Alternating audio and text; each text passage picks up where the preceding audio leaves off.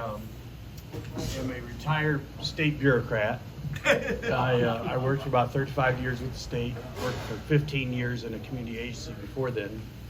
I'm a licensed clinical worker by trade, clinical social worker, and then, but also by business, for 30 years, I set up all the alcohol drug rehab treatment centers in Illinois.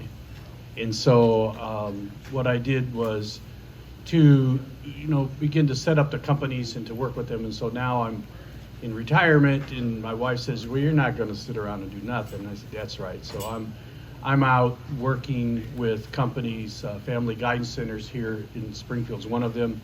I work with about 6 or 7 other companies around the state of Illinois, helping them organize their business. One of the activities is the recovery-oriented systems of care. And as I was talking with someone ahead of time, many of you are aware of the fact that there's a fentanyl crisis in the country. Overdose, and people are dying from using. In the amount of fentanyl, if you take an eraser on a pencil, cut it in half, and then cut that in half, that's about how much fentanyl it takes to kill you.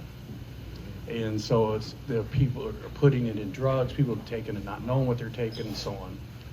But one of the things I was telling Doug about is, for example, in here, if I were to ask you to raise your hand if you have a family member, somebody that you know, a friend, a colleague, somebody you work with, somebody that has an alcohol or drug problem, if you'd raise your hand. Yeah, look how many hands are raised.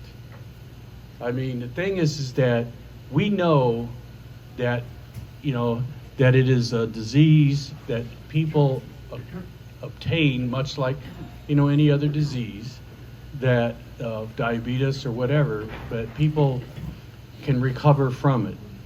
And people can maintain their recovery, and that's one of the recovery-oriented systems of care R.O.S.C is in the business of, is that we are working in Sangamon County, offering support, leading people to resources, helping people, individuals, families, children, that are impacted by it. There's no doubt that this disorder is one that hits everybody. It's like throwing a pebble in a pond, and it has all these ripples, and it affects everybody. Children of alcoholics, children of drug addicts, siblings, parents, family members, everybody is infected. It is not an individual disorder, it is a family disorder. And in fact, it is also sometimes, in terms of congregation, it's congregation disorder. One of the things that I am a firm believer in is the fact that without God, little can occur. And the thing is that, as people recover, that, there is this myth that, that the treatment centers and other people cannot involve faith in their treatment, and that's not true. They can. But you have to offer the hand out, and you have to be willing to reach out and help people. And that's one of the things that we're doing, is reaching out to congregations and churches and individuals and saying, will you turn your church into one that reaches out a hand and helps support the families and the individuals that are impacted by this disorder? They need your support, not your disdain, not your shame. And the thing is that, for too long, some congregations turn their back on these people. Put their head in the sand. We don't have those kinds of people. I had someone tell me, I talked to a high school, pretty good sized high school here in Sangamon County. We don't have those kinds of problems. They're not here. And I talked to one of my children who went to school at that school, and they said, give me $50, I'll get you anything you want within an hour. And so it's like, don't tell me it's not here, it is here.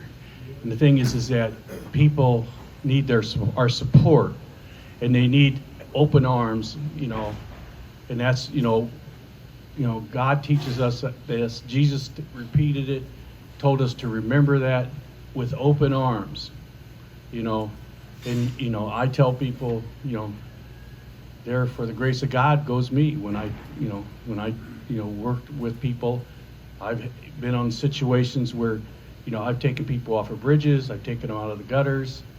I myself, when I was, was a kid, when I was, in the 3rd grade, got addicted to phenobarbital because I had a head injury. Doctors gave me to, doctor didn't think about it. Got me physically addicted to it. I got smart, tried to stop one night, woke up in the middle of the night with seizures.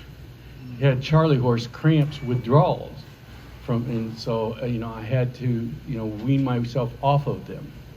And the thing is that it's important to remember that some of this is people they go into rehab for physical injuries, they take medication, they get hooked. And the thing is that it's important for us to understand every person's recovery is different. Recovery means different things to different people. And the thing is that what's important is that we're reaching out and we're asking you to, help us by reaching out to your congregations, to reaching out to people in your family. Anybody, that wants to be involved with R.O.S.C, get in touch with us. I brought a couple of, one of the things that we're doing is we developed these leave behind bags with first responders that we overdose kits and information for where to get resources. We leave those with the ambulance and the police department. And so we ask for people to take those, to take and spread the word. Not only spread the word with that Jesus saves, but also spread the word that we are here. We're one of God's people. We're here with a handout to help and support them. And so it's that's what I'm asking for people to consider and think about. If you have some interest, get in touch with me, and we would more than welcome you at our committee meetings and other activities as we do activities for people and families to know that they're a part of our community and we're a part of theirs. How can they get in touch with you? Pray for these guys out here and how they can get in touch, right, Bernie? Yeah. How can they get in touch with you? You can get in touch with me by either sending me an email at rick1.nance@outlook.com or call 217-697-7984. I got his number as well. Yeah, and leave a message, because as many of you know, we get a few scam calls about Medicare and Medicaid and all those things, how to enroll with new health plans, all that kind of stuff. So and then I'll get back to you and we'll put you in touch with folks. More than happy to have your involvement. Would you pray for their courage and discernment to step forward and to be a avenue Will to help? do. So you can bow your heads in prayer. Dear Lord, please be with these people as they hear my words, as they look forward into their heart and into their lives and the lives of their children and their grandchildren and the people that they come into contact with. Let them consider helping those people in need, helping those people that are in the faith and those people who are not yet in the faith.